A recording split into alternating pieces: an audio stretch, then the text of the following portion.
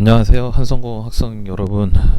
지금 또 어쩌다 보니까 또 갑자기 우리 모두 온라인 수업으로 돌아가야 하는 상황이 됐네요. 네.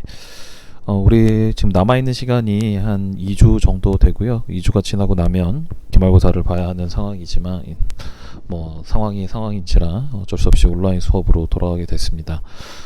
이번 시간에 강의할 내용은 6.25 전쟁에 대한 내용인데요. 지금 진도가 빠른 반의 경우에는 이미 다 들으신 내용이 되겠지만 복습한다는 마음으로 들어주시고, 아직 진도가 다 끝나지 않은 반은 새롭게 배우는 내용이니까 잘 들어주시길 바랍니다. 그러면 시작하도록 하겠습니다. 자, 6.25 전쟁에 대한 얘기입니다. 6.25 전쟁은 일단 국내적인 요인과 국외적인 요인이 결합이 된 상태에서 일어났었던 우리 민족의 이제 커다란 비극이죠. 먼저 그 세계 정세적인 측면에서 살펴를 보면 1945년 2차 세계대전이 끝난 이후에 미국과 소련의 대립이 이제 갈수록 격화되는 상황이었습니다. 뭐 트루먼 독트린이라던가 아니면은 처칠의 철의 장막 발언 등과 같이 이제 자유주의 자유 세계와 그리고 공산 세계 간의 이제 갈등이 이제 심해지는 상황이었고요. 특히 중국 대륙이 공산화가 되면서 한반도의 중요성이 이제 부각이 되죠. 중국이 뭐 우리가 보통 지금은 이제 대만으로 이제 쫓겨나가 있지만 중화민국이라고 부르던 이전 국민당 정부가 중국을 차지하고 있는 상황이었다면 아마 한반도의 중요성은 이제 훨씬 덜했을 겁니다. 그런데 1949년 중국이 공산화가 되면서 상황이 좀 달라집니다. 이 공산화 이후 미국에서 에치슨 선언이라는 걸 통해서 1950년 1월에 에치슨 라인을 긋는데, 이 에치슨 라인에 대만과 우리나라가 빠져 있었어요. 그러니까 이제 미국이 동북아시아에서 이제 지켜야 할 그 방어선을 이제 표시를 한 건데, 이제 일본이 들어가 있고 뭐 필리핀 등이 들어가 있는데 대만과 우리가 빠진 상황입니다. 그러다 보니까 이제 북한의 김일성이 이제 오판을 하는 그런 상황이 된 거죠. 그래서 에치슨 선언으로 이제 김일성이 오판을 합니다. 전쟁이 나더라도 미국이 개입을 하지 않을 것이다, 이렇게 생각을 한 거죠. 국내 정세를 살펴보면은 1949년 이제 미군이 철수를 합니다. 이제 소련군도 마찬가지로 철수를 했고요. 근데 이제 차이점이 있다면 소련군은 철수를 하면서 자신들이 갖고 있었던 무기들을 이제 그대로 북한군에게 넘겨주고 간 데 비해서 미군의 경우에는 특별히 이 지역에 대해서 그렇게 긴장 관계에 대해서 그렇게 생각을 안 했던 모양이에요. 그리고 또 한편으로는 이승만 정권에서 이제 이야기가 나왔었던 북진 통일이라던가 뭐 이런 부분을 좀 경계했었던 것 같아요. 그래서 미군이 철수를 하면서 우리 국군에게는 우리 대한민국을 이제 겨우 치안 유지할 수 있을 정도의 무장만 남겨놓은 채 이제 철수를 했죠. 우리가 지난 앞에서도 배운 것처럼 이제 남한 내에는 공산 게릴라 활동이 이제 꽤 활발하게 진행되고 있는 중이었습니다. 여순반란 사건도 있었고, 그 다음에 이제 제주도에 있었던 4.3 사건 등을 계기로 해서 활동하던 그런 게릴라 활동들이 계속되고 있었고, 그런가 하면 이제 김일성이 이제 스탈린을 만나서 이제 설득을 하죠. 그래서 처음에는 반대했던 스탈린이 결국엔 넘어가서 이제 북한의 남침 준비를 이제 돕게 됐고요. 모택동, 마오쩌둥도 마찬가지로 이제 남침 준비를 돕습니다. 이제 전개 과정을 보시면 이제 북한군이 1950년 6월 25일 날 기습적으로 이제 남침을 합니다. 이날이 일요일이었는데 이 전날이었던 6월 24일까지 전군 비상 경계령이 걸려 있는 상태였기 때문에 대부분의 이제 군인들이 휴가 외출 외박을 못 하다가 6월 25일 일요일 날 6월 24일 토요일 날부터 이제 비상 경계가 풀렸기 때문에 그날부터 전군의 3분의 1 가량의 병력들이 외출, 외박, 휴가 등을 떠나고 이 무렵이 또 모내기철이었기 때문에 집에 돌아가서 이제 가정의 그 모내기를 도우려고 했던 사람들이 돌아가면서 안 그래도 북한군에 비해서 이제 절반밖에 안 되던 병력 중에도 또 한 30% 이상이 휴가 외출 외박으로 빠져 있었다 그래요. 이게 전쟁이 시작이 되고 나서 이제 3일 만에 서울을 뺏기게 됩니다. 이 서울을 뺏기는 과정에서 뭐 그 한강 철교가 좀 이른 시기에 이제 끊기게 되면서 서울에 남아 있었던 사람들이 이제 철수를 못해서 이제 북한군 치하에서 살아야 하는 그런 상황이 되었고요.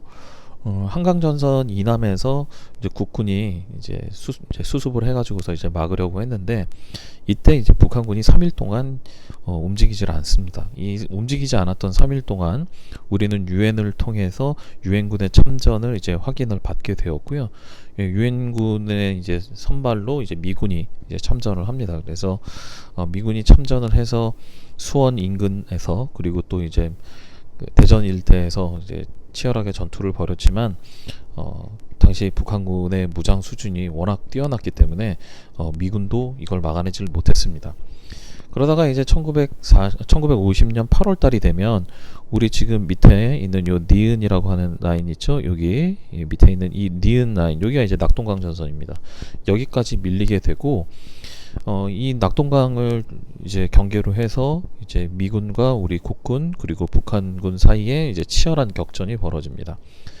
이때 이제 미군이 이제 본격적인 그 동원 체제가 갖춰지기 시작을 하면서 많은 미군들이 한반도에 오게 되는데, 문제는 여기 공간이 너무 좁기 때문에 이 도착하고 있는 그런 지원군들을 제대로 이제 전쟁터에 투입하기가 쉽지가 않았던 모양이에요. 그래서 생각한 게 인천 상륙 작전이라고 해서 이제 북한군의 허리를 이렇게 끊어버리는 이런 전략을 세우게 됩니다.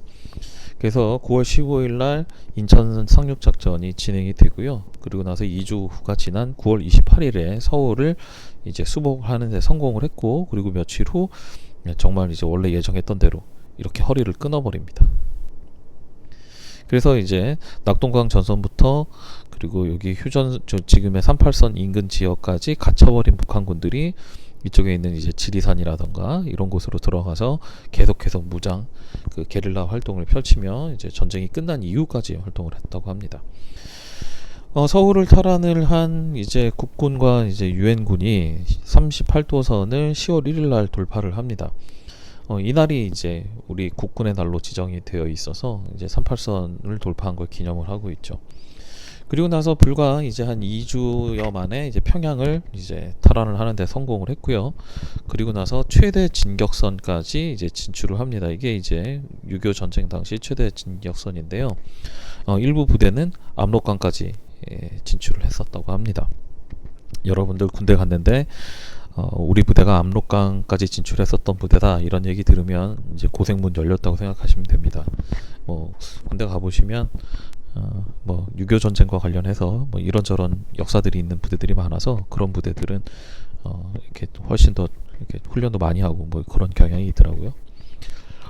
자, 이렇게 유엔군 최대 진출선까지 갔는데 이제 중국이 38도선을 넘는 유엔군과 우리 국군을 대상으로 해서 38선 이북으로 넘으면 중국이 개입할 수 있다라고 이제 협박을 했는데, 이거를 그냥 중국의 그냥 말뿐인 협박이라고 생각을 했는데 실제로 개입이 시작이 됩니다.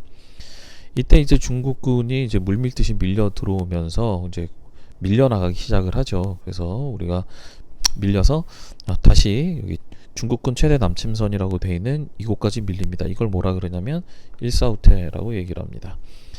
그래서 압록강까지 진출을 했다가 다시 서울을 뺏기는 그런 일진일퇴하는 모습을 보여줬고요. 이때 흥남이라는 지역이 이제 이 동네인데요.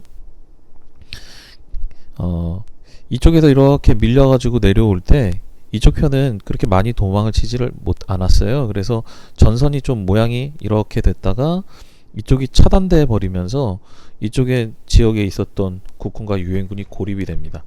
이때 고립되어 있었던 부대들을 철수시키기 위해서 미군이 온갖 이제 배들을 다 동원을 해가지고서 흥남에 있었던 민간인들을 포함한 군대들을 모두 이렇게 남쪽으로 이제 이송을 시키죠. 이게 흥남 철수 작전이라고 해서 6.25 전쟁의 굉장히 그 중요한 장면 중에 하나였습니다. 그리고 나서 이제 51년 봄이 되면 다시 밀고 올라가서 지금의 38선 이렇게 되니까요. 지금의 이렇게 휴전선 인근 지역까지 다시 올라갑니다. 그리고 나서 그때부터 상태가 고착이 되면서 휴전 협정이 본격적으로 가동되기 시작을 하죠.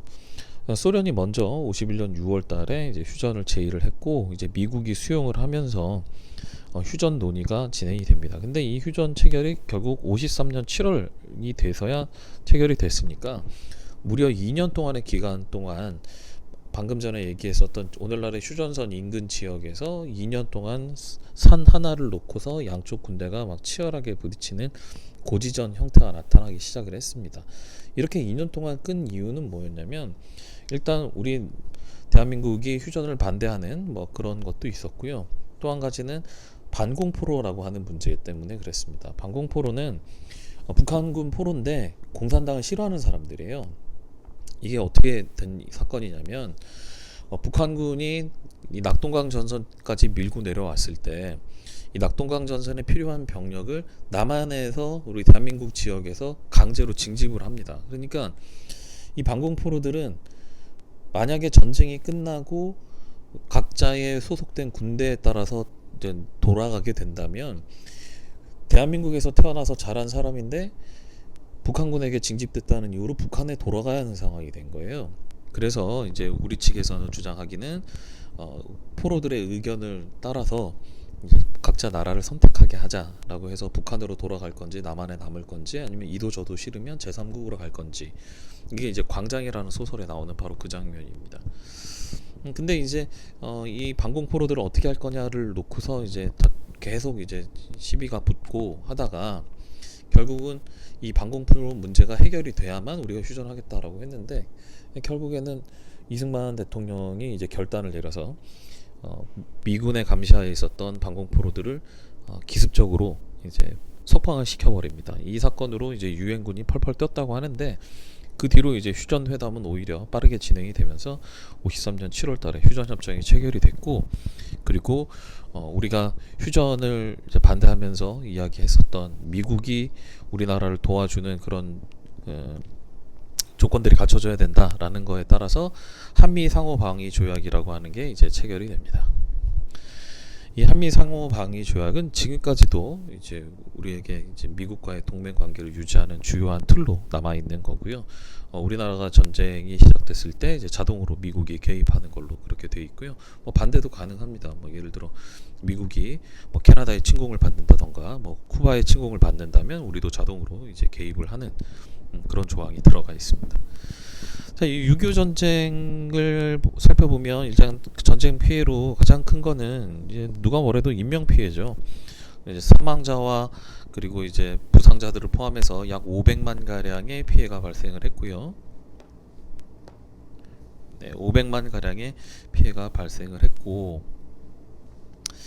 그 다음에 모든 국토가 황폐화되고 이제 산업시설 등이 파괴가 되는 그런 인적 물적 피해가 상당히 컸습니다. 이때 융단 폭격이라 그래서 북한 지역에 그 쏟아부은 포탄의 규모가 어마어마했다는 거예요. 그래서 우리도 굉장히 큰 피해를 입었지만 북한의 평양 같은 경우에는 멀쩡히 서 있는 건물이 하나도 없을 정도로 뭐 폭격이 심하게 이루어졌다라고 되어 있습니다. 그래서 남한 북한 통틀어 국토가 황폐화됐고 그 다음에 그 사람들도 많이 죽었을 뿐 아니라 이전까지는 대한민국과 이제 북한 뭐 이렇게 구분을 하는 게 사람들 머릿속에서 그렇게 강하게 인식이 남지 않았었는데 이 6.25 전쟁을 계기로 해서 서로 간에 지울 수 없는 이제 상처를 주고받았기 때문에 남북의 갈등이 심화되고 이제 서로에 대한 불신감이 굉장히 커지는 그런 일들이 이때부터 시작이 됩니다. 예, 뭐 분단이 고착화돼서 이제 뭐 언제 다시 전쟁을 시작해도 이상하지 않는 상황이죠. 그리고 남북한의 독재 체제 강화에 이제 도움이 됩니다. 즉 이제 대한민국의 경우에는 북한을 핑계로, 이제 북한의 경우에는 우리를 핑계로 이제 소수의 권력자들이 권력을 이제 독점하려고 하는 그런 상황이 이제 진행이 됐죠. 그런가 하면 이 미소 냉전 체제가 이제 본격적으로 이제 돌아가기 시작한 건 이 우리 한반도에서 6.25 전쟁이 터지면서 이제 네 편 내 편이 명확하게 나눠지고 그리고 전쟁이 직접 이루어지진 않지만 이제 그 서로 간의 견제라던가 이제 긴장 관계는 이제 극단으로 치닫는 그런 상황이 됐고요. 그리고 좀 더 아쉬운 얘기지만 6.25 전쟁을 통해서 몰락했었던 일본 경제가 이제 성장을 하는 계기가 되죠. 일본은 미군에게 필요한 각종 물자들을 전쟁 기간 동안에 공급을 하면서 2차 세계대전 패전 이후로 이제 힘들었던 상황이 어느 정도 정리가 됐다고 합니다. 자, 오늘은 일단 6.25 전쟁에 대한 얘기 먼저 이제 하고요. 다음 시간에는 이제 우리 50년대 이후의 정치와 관련된 얘기들을 이제 해보도록 하겠습니다. 수고하셨습니다.